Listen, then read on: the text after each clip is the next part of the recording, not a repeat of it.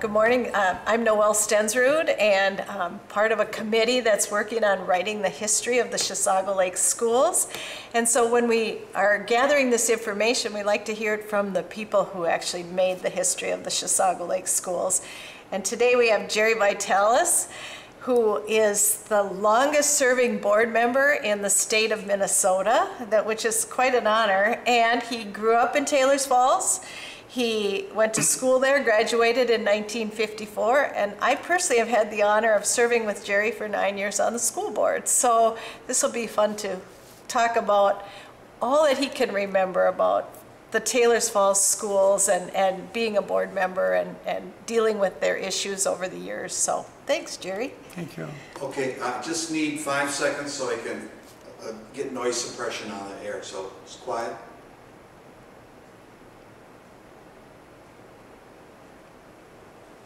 Okay. So Jerry, you grew up in Taylors Falls or the area, and you went to school here. And then how did you, can you tell us anything about that, and then how you ended up being a board member? Yeah, I grew up in the Taylors Falls area, actually Franconia Township. I lived on a farm, my dad's farm, and I did graduate in 1954. I went to the old school, the old Kingsbury School. Kingsbury, what was that? That was the old one on top of the rock, we call it. I don't know if you ever go up Taylors Falls and you go to, if you go to the Folsom House, okay, there's a pile of lava rock up there, and up on that, we called it the rock, on top there, so there's where I went to school. Was that the first school that Taylors Falls had? Yeah. And that was tore down later on, and they had a fire, I think, but then they had a newer part too afterward. Okay. But anyway, I took over for, well, anyway, I went to school, and when I was a senior, my dad got cancer, leukemia, and so although I'd like to have gone on to school or do something, I had to stay home and farmed. And I took over the farm when he died of leukemia. And I farmed for about 8 years there. And then I got rheumatoid arthritis, very bad, to a point that I spent over 3 months in University Hospital. Really? With it. Mm-hmm. And Minnesota Rehab put me through college. Okay. And that's how I became a teacher in Minneapolis. Mm-hmm. And I went through a divorce, and the four kids stayed with me. After a while, I remarried, and Connie and I have 3 children. But I had 4 children, and they stayed with me. We lived in Wyoming, Minnesota for a while. Okay. And there was a parent. There were some neighbors that realized I was going into education, and they asked me if I would be on the Wyoming parent group, because they're having trouble with the Forest Lake School Board. They wanted some new carpeting in the school, and they wouldn't listen to them. So this is how I got started wondering how school boards operate. We were invited, I was invited to go to the Forest Lake School Board meeting, and I had to sit out in a hall from starting at 7 o'clock. Couldn't even be in to hear the meeting. No. And all of a sudden, about 9:30, somebody came out and said, "Oh, we don't have time for you tonight." That was it. That was dealing with the Forest Lake School Board. That's not and good. It didn't get much better over the years. Anyway, then after I married Connie, we moved back down to Taylors Falls. What happened to your farm? I lost it. You sold I it. lost everything. Okay. And through divorce, lost everything. Okay. And, so you're starting over. Then I was teaching by the time that Connie came along, and we moved back down to Taylors Falls area, not in the home place because I'd lost that, but right across from where the sculpture park is. Right. And right away, I don't know, I didn't know anybody, but somebody came up to ask me if I would be on the Taylors Falls parent group. I don't know where they'd heard it, but so I got So I got there, and then the next year they asked me to run for the board. Okay. So in 1977, I was elected to the board,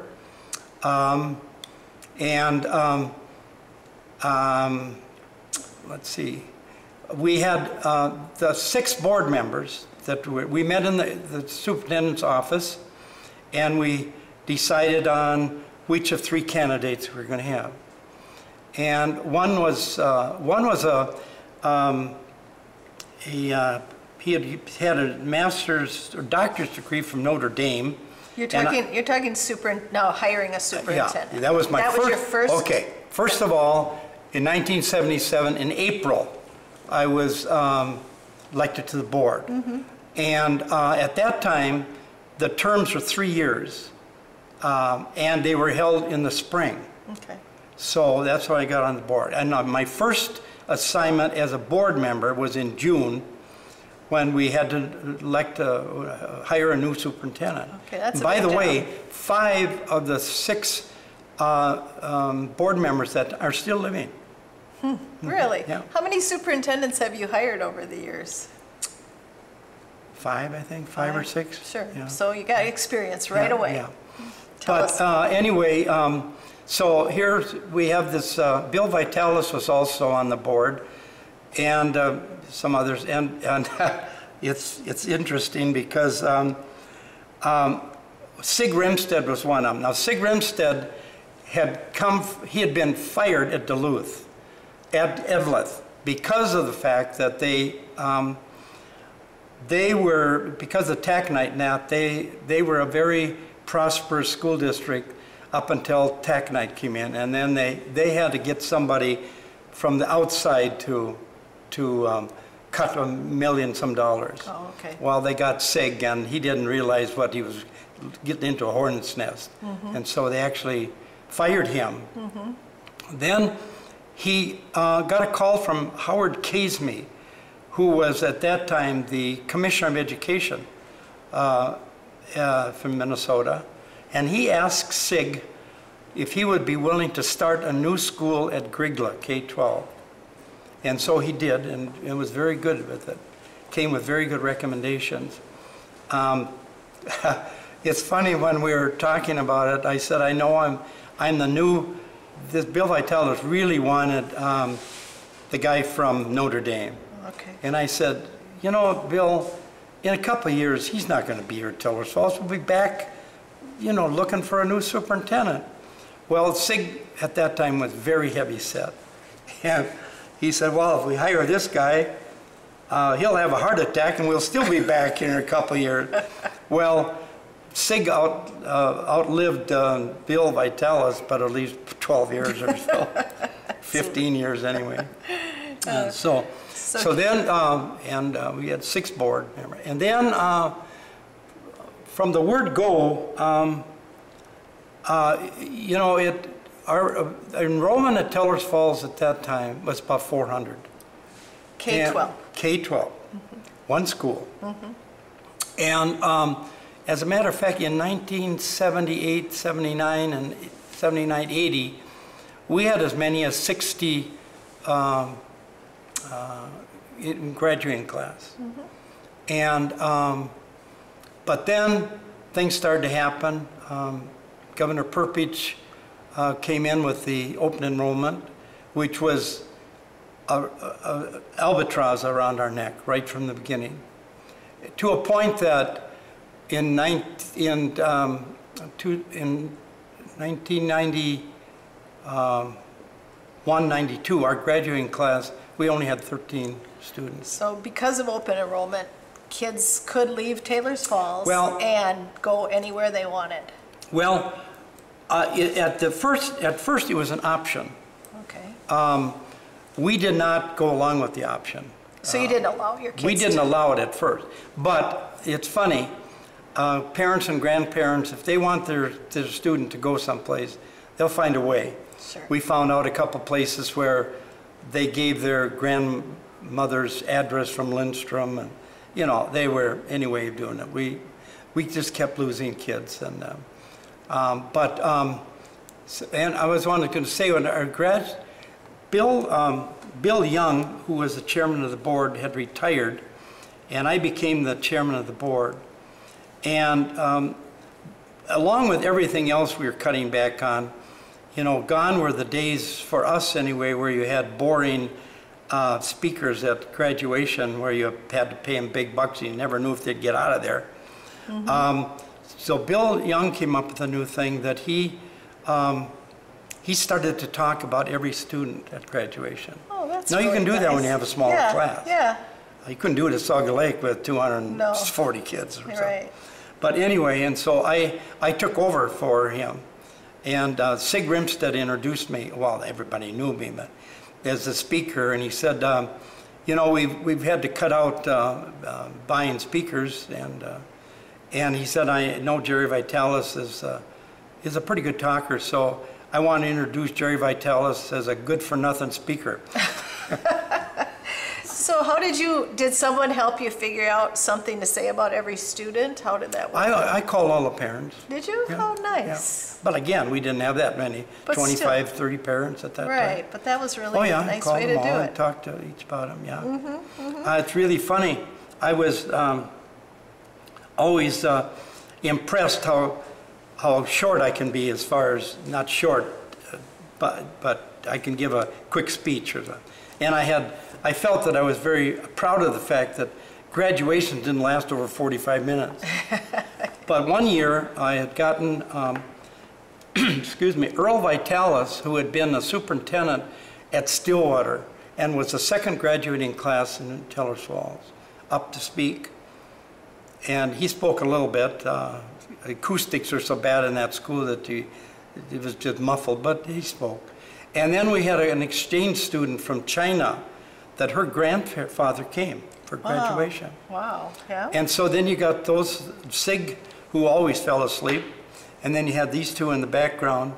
And I was telling Jim Eigel, who was a board member at that time, I said, oh, well, I did pretty good. I got out of there in 45 minutes. And he said, well, you didn't get out of there fast enough because all the guys behind you were sleeping. So what classes did they offer at the end? When you were down to 13 students, did you have to keep cutting classes and cutting opportunities for kids? First, I want to talk a little bit about SIG. Go ahead. And then don't forget that. No, I won't. SIG, I said it many times, and a lot of people said it, that Sig Rimstead was 10 years ahead of his time. He was an educator. What he did for Tellers Falls, what he did at one time, we only had one business there, a factory, and he talked to them about having students get community ed credits for that. Now this is before community ed credits, you know, this is back in the 80s, and I don't know of anybody that had that type of thing. That's one thing he did. Another thing, he started up what he called a Wednesday revolution through the Paideia program. And that was to encourage kids to read and also to discuss what they read. He had everybody, on a Wednesday afternoon, he had everybody, janitors, cooks, everybody sit down with a group of kids, and they had something to read and discuss. Now, most of them didn't like that, but didn't matter. They did it, and it was very successful. Another thing, when we were starting to get down in enrollment and we knew that the end was near, he talked to the University of Minnesota, Department of Education, many colleges and that, what we could do. They came up. They would come up and help as far as trying to get the parents involved in what we could do with still declining enrollment and budget, what we could do to promote Tellers Falls. And we had professors up there with parents and teachers and everything. I even, at the time I was teaching in Minneapolis, and I was a part of a writing team called The Castles Out of Raindrops, and we had 250 Hmong students and 150 Spanish and 23 home languages at Webster. Wow. When I was there. And other people and myself put together a writing book of students' things. And I had Richard Green, who was that time superintendent of Minneapolis, and I was talking to him about some things, and I said, we're having a debate. There's some parents that we don't have money for open enrollment, for all-day kindergarten, but we have to do something about it. And he said, well, I'll come up to one of your parent group. I said, you'll come up to Tellersville? Oh yeah, he came up and talked to the parent group. Really? Dr. Hansen, who was the head of the education, early childhood from Minneapolis, I talked to him. He came up to the parent group, talked to them. And so anyway, what we did as far as kindergarten, we had so that the best of all worlds. We had it so that if parents wanted to have their kids leave at noon, we'll take them home. Otherwise, they're there all day long. And both of them said, you know, that's a no, you can't lose on something like that. But we still had people complain about it. You were ahead of your time. Oh, yes. Now we're here at all-day, everyday kindergarten. That's SIG again. Yeah, that's really impressive. I don't know what your question was. Oh, my question was, what did you, at the end, when you were down to, like, desperation in terms of, what did the kids still have? I mean, did you cut sports? Did you cut classes? What was left? Well, first you started cutting, we started cutting sports. We cut football, we cut baseball, softball, track, and football. We did have an opportunity. We talked to St. Croix about the fact that some of our kids could come over for football, and they did. Mm-hmm. So we didn't completely lose football. We had some, and then of course anything that was anything. We started losing all our electives. All we had is a regular curriculum. 4 years of math, reading, science, and history. Okay. That's it. That's it. They didn't have anything. Mm-hmm. But we did very well. But we were already starting to, by that time, we had to, we let open enrollment come in. We had no choice because we were losing them anyway. Mm-hmm. Mm-hmm. I think one of the real low points was, I forget what year it was, but we had a $45,000 operation levy that passed. Now at that time, students were getting $3,000 to $4,000, not from the state. Double, yeah, not double what they do now. And that year, we lost 15 students to Chisago Lake. Oh, yeah. And so here you go. The $45,000 was gone, and it was left to the people from Tellersville to have to pay off the bill. Sure. Yeah. Yeah, because when students leave, the money goes with them, and then you don't have any money to pay teachers. And then that's a good point, because we for the last 4 years, in negotiations, we couldn't pay anybody, bus drivers or anybody, anything extra. No raises. No raises. No raises. The only thing they got is the insurance cost raise. That's the only thing they got. Mm-hmm. And so when it came to the time of actually deciding what we were going to do, we had three choices.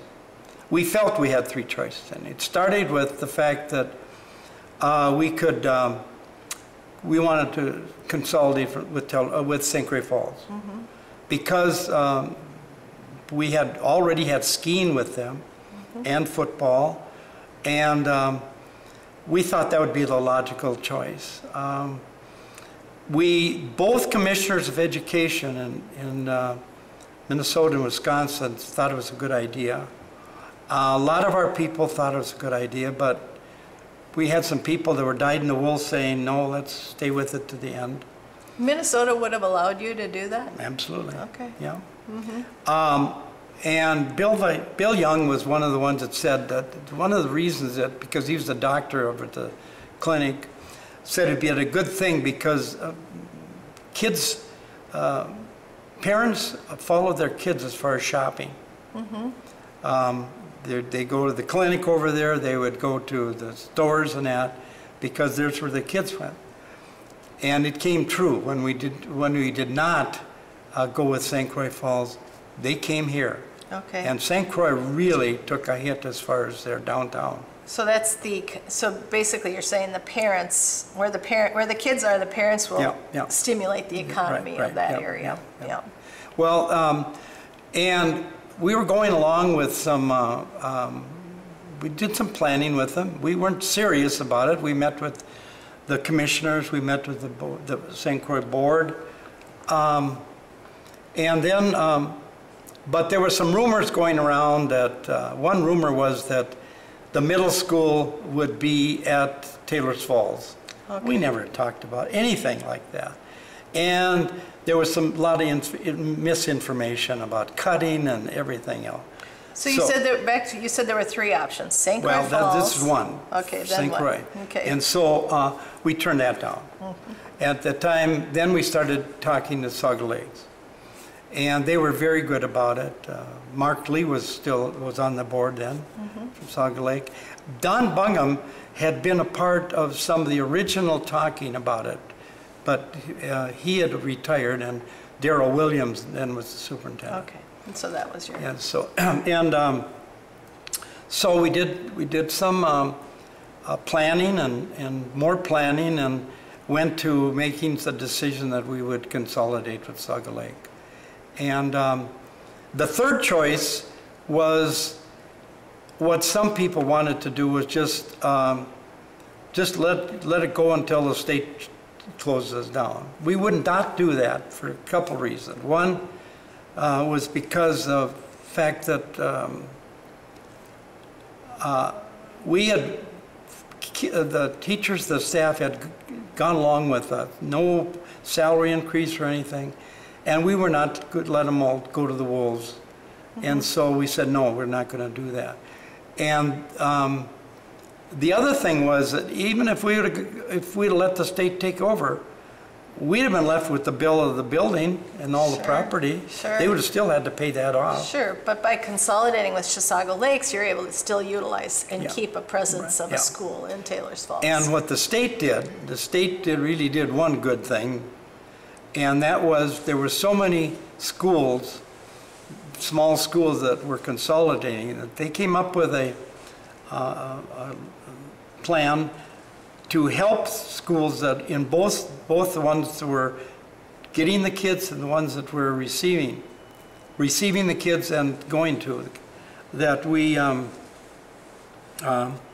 that they helped pay for a lot of the stuff. We had instances where we had some teachers that maybe were within 5 years of retirement, and the state helped pay maybe a year or two, put them out to pasture. Okay. And then some. Then the state also helped pay for the moving costs and some of the meetings they had to go to. And so really both districts came out very well with it. So how many kids came to Taylor's Falls in that consolidation? Came from Taylor, or I suppose you had the elementary still there, so it's hard to gauge. Yeah, I think. See, we had K-6 at Taylor's Falls, and here we had 6th grade started in the middle school here. I think about 100 kids came over. 100 kids, okay. And what about the teachers? How did you, did they follow into Chisago and then some stay in Taylor's Falls? How did that work? Well, and there was, take somebody like Mike Moberg, who was from Taylor's Falls, but he went back to Taylor's Falls. He was an elementary teacher, and then some others came. They switched both ways. But yeah, it worked out really well. That they found place for people, and there was there wasn't really hardly anything as far as booting people out or something for seniority or something. It really worked good. And I thank Chisago Lakes for that. They did the planning of that.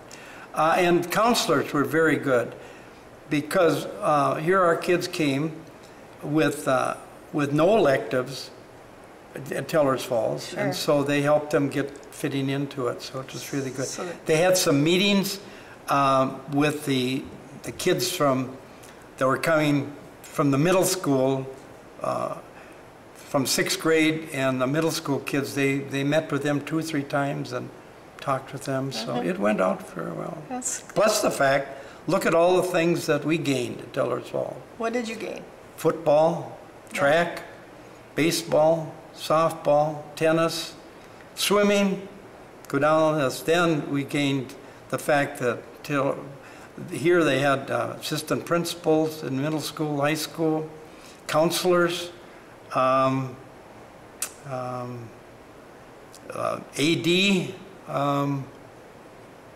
nurses, a nurse.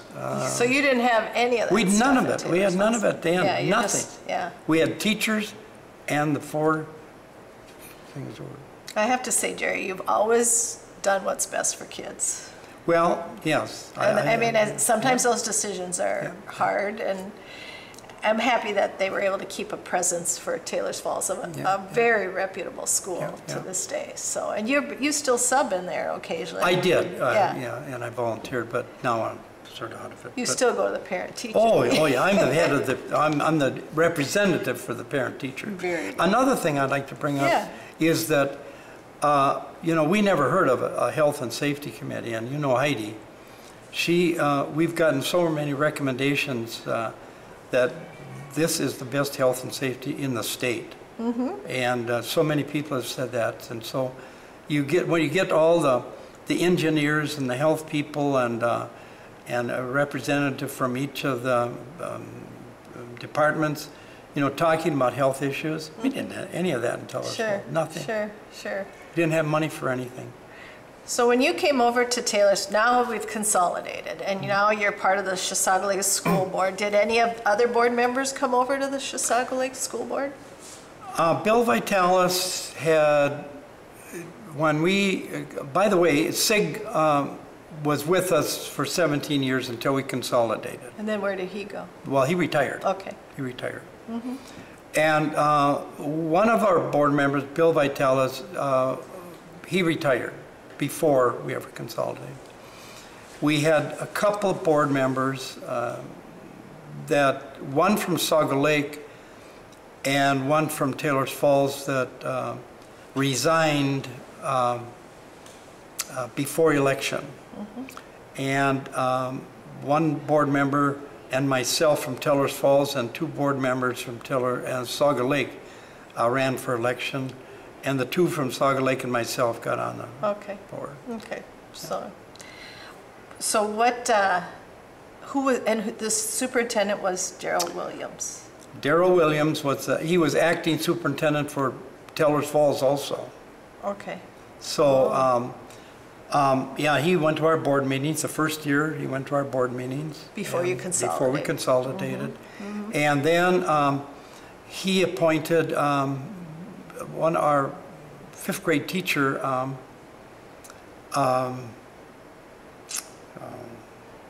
became his assistant. And then after the first year, she became the principal of Taylor's Falls. Okay. So then, how long were you there with Darrell before then? Well, I think it was 4 years maybe. Then he went to Wilmer. Okay. Yeah, he was all the superintendents I worked for were important. I tried to figure out one time. See, at 40, at my 40th, they gave me an award for being on the school board for 40 years and down at the MSBA. And people asked me, how could you stand being on a board for that long? And I said, it starts with good board members. And to my recollection, I have only worked with 29 different board members in 41 years. That's a lot. So there's there's a lot of longevity with it. Consistency. Yeah, consistency. Mark Lee, I think, has got 25 years in. Yeah, yeah. So, I mean, there are a lot of them, 8, 10, 12 years, you know. And good board members hire good superintendents. Right. And Sig Grimstead and Darrell Williams and Tom Dickhout and Mike McLaughlin, And Joe Tim, Tim. and now Dean Jennison. Jennison. Yep, So, and good superintendents hire good staff. I agree. And good superintendents are involved in the community, so they get the parents on their side too. So you have one clinker in there, and you're in trouble. Yeah. And Joe Tim was a charmer. Yeah, he does. Yeah, he Because he just loved, Yeah. he loved Taylor's Falls, Yeah, he yeah, loves yeah. Chisago Lakes, and he did a fabulous job of bringing our community Yeah, together, yeah, so. yeah. But you've done a good job too.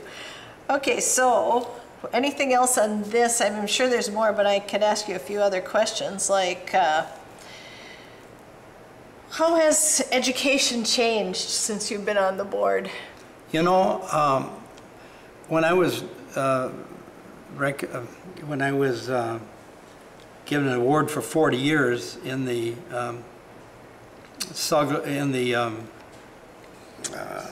School board, school board letter, no, MSBA. yeah, in their they have a monthly journal, and all the people that were honored that year, they asked them some questions. And I don't think they liked what I wrote because it was published, and I said there is no similarity, hardly any similarity between years ago and now, and it's not good. I don't see it's good at all. Right, like, tell me, like some of the. Well, for one thing, and I'm not saying this in a derogatory way at all. As a matter of fact, I asked the question when Scred was at one of our board meetings, how come we have so many special ed or kids with some problem? And I said, I can answer my own question. One is because there are many more kids with needs now than there was. And two, we have a good reputation. So if people are coming into the district, they're going to pick a district that has good programs. Good services, yeah. Taylor's Falls, I think last year, had 14 paras.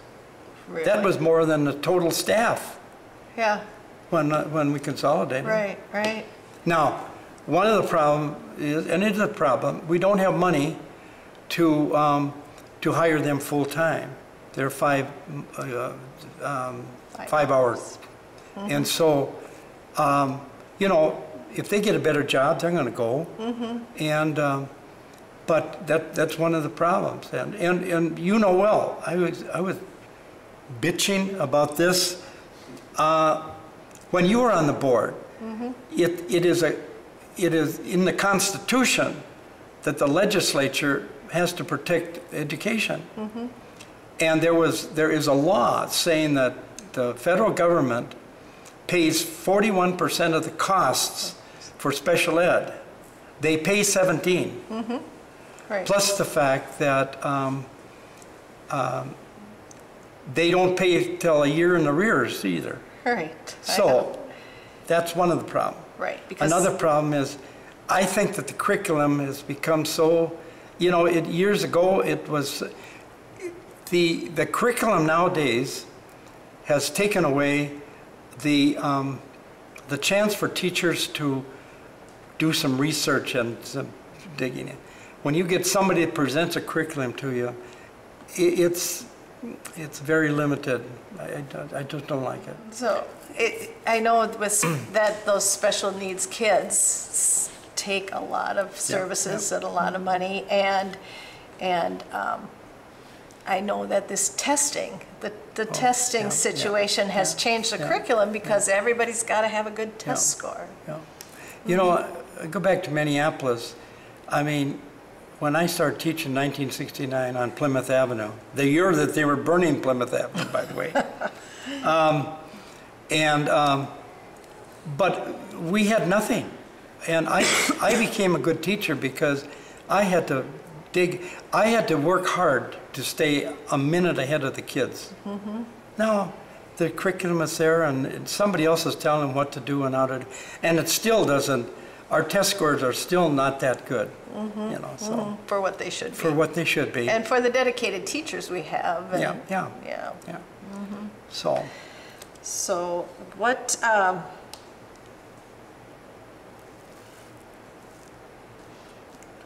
I'm wondering if we've missed anything here. Well, let me look. What else do you have? Oh, I did put down here one time when we had to, before we dropped football, well, then we went to St. Croix, but we were in Class A. By that time, there were, you know, when I graduated from Tellers Falls, 54, there was no such things as classes. There was only conferences. Well, when we were getting close to dropping football, we were at Class A. The closest game, the closest team was Rush City. We had Piers and Isle and that. So you were busing all the time? We were busing. You know, we were going for every sport. 150 miles for one game. Yeah. You know, and the reason we dropped football, cost-wise, but Bill Young, who's a doctor, said, you know, you take a look at Piers at that time who had their weight rooms and all the facilities, the big kids, and Tellers Falls, their juniors and seniors, they didn't go out for football because they had to pay for their car that they had. And so we had freshmen and sophomores, 8th grade freshmen and sophomores. Oh, we couldn't put them up against those big kids, so that's when we dropped it. And then we got in with St. Croix, who was very good to us there too. And you know, one of the things that we did carry on from Taylor's Falls was the ski team. You know, it became the St. Croix, Taylor's Falls to the Chisago Lakes, and they have done very well. They have. Yeah. And that doesn't have classes there. No. How about buildings? We haven't never talked building referendums. You've seen a few of those come and go. Yeah, of course, the one in Taylor's Falls I mentioned. We did add on one time and expand Taylor's Falls, and that was good. And then after the consolidation, and Joe Tim, he's a good one because, you know, he said if you're going to pass a referendum, including all the districts, all the communities, you're going to have something for Taylor's Falls. And we were very much in need of a security room for our kids club. And so that's when they built the extra classrooms, 4th and 5th grade, and the kids club. And I still think that referendum never would have passed if it hadn't been for that. Because the Taylor's Falls people, some of these older people again, they didn't, unfortunately, they didn't feel a part of Chisago Lakes. Like the newer parents, younger parents. And so the only way you can get something like that is to include them, and they did, that passed. That was good advice, yeah. And of course, the couple of referendums that have been best years, the one where we, that was, Heidi kept saying that, you know, we had to afford to fix all our roofs and everything, and we had all things, sidewalks, roofs, safety problems. And so that first one, the big one that came with the new stadium, which is a great thing. Great, yep. And then the last one, of course. And the land for the elementary and the land, school. Oh, yes, thank you. The land for the elementary school. You had a lot to do with that one. Yeah, that was You fun. had a lot to do with that one. But it finally passed, and like you say, though, I agree, it had to be balanced to have everybody get something, and then people can get behind it. Now, what Joe did for the senior citizens, I went with him to a few of these, like the Franconia Township meetings and the Schaefer Township meetings, And he was talking to these old farmers and saying, you know, something in it for you. There is something there for you. If you help us pass that, there's going to be places for you to come to. Right. And we're going to work on that. Yeah, yeah. So it is exciting times for Chisago Lakes. It is, very much so. I went to the that little thing the other day that Jim Kalash did around about showing people about the new pickleball and the tennis courts, and that was very interesting. A lot of people there. So it's good. Very exciting. So if you had to give some advice to Chisago Lakes, we're not going to be around here forever, what would you give? What kind of advice for the future would you give Chisago Lakes? You mean? From your years of experience. You're talking education? Education, the future, what's going to keep us a great school district, what's going to help solidify our communities so that we stay behind the schools and make it a great place to live. I think they got to keep doing what they're doing right now. Which is involving everybody, like the community center and the tennis courts, pickleball, from the outside. I mean, those that don't have kids. You know, I get criticized one time because I mentioned, it was in the paper that I had said something about, I think it was one of the bond issues that failed. We know the people that will vote yes for it, but now we got to work on the people that always vote no. And I don't know what they didn't like about it, but that's what we've done. We've started to work with the people. Rather than, we used to say, we don't have time for the people, you know, we know are going to vote no. Joe, Tim, and some others, like you were included with that one referendum, get some of those people that you think are going to vote no to start getting involved, and so they see the importance. And I think honesty is a big thing, that you're completely honest. As far as education, I don't know. Like I said, I'm sort of down on things right now. I don't mean to be, but I have grandkids right now that I tape some old movies and stuff or something on horses or something I think they would like. They can't sit and watch television without having their little clickers with. That's scary, isn't it? That is scary. It is scary. And so, and I've even lost control of it. You can imagine what, I think it is a serious problem. I think. And I think that we'll never get back to the fact of, let me back that up. When I substituted in Tellers Falls, and even when I volunteered at Tellers Falls, I did a lot of writing classes, and I would bring in together, we did a lot of research types of things and get them to be excited about a topic so they want to write about it.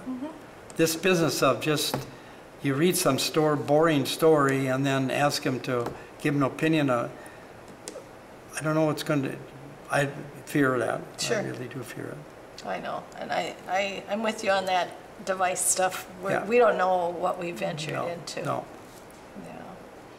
When you look back on your 40 years, is it 40? 41 now. 41 years, what were some of the biggest challenges that you had to face?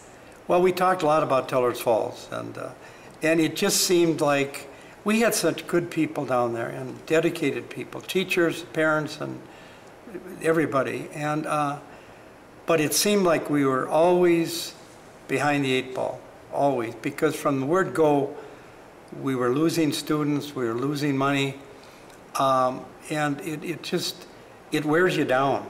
And I was almost relieved when we finally consolidated, because we knew we couldn't keep going, and to have it end like it did, where we were accepted, and most people were very happy with what's going on. But every time you come to a board meeting, there was people grumbling about the fact of, why don't you do this? How can you cut football? How can you cut this? How come my kid? We wanted them to send them to Chisago Lakes because you don't even have an extended math program. Every board meeting there was, I never got a call at Tellers Falls saying I was doing anything good. And there were people that blamed the board for many years for consolidating, and especially me because I was chairman of the board.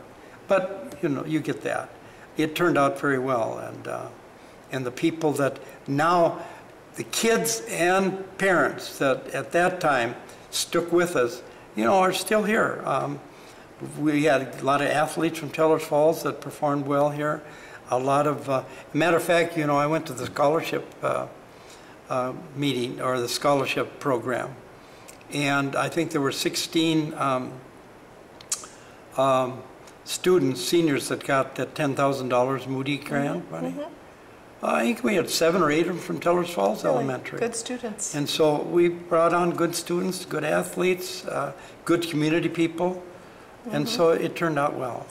Do you think the kids, do you feel like we're becoming a closer knit community because of the one school district now, and that the kids see it, they think it's all theirs. Every town is their town. I believe that, yeah. And you can, I don't know if you go into graduations lately, but every time there's some joke by somebody about, you know, Like, we even accepted Tellers Falls. You know. is there every year? Okay. Because, no, I agree. And I think, again, you take a look at the, the community center coming up, the pickleball,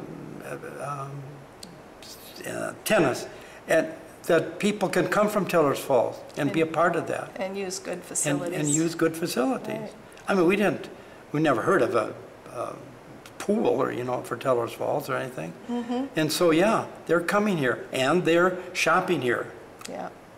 And we're going to have, with that new community center, we're really going to honor the past schools. And I think that'll really bind us together as Chisago Lakes. No, it couldn't have been better. And I don't mean to be so negative about education. I just have, I fear. Caution. I fear what's happened. I just, people are working hard.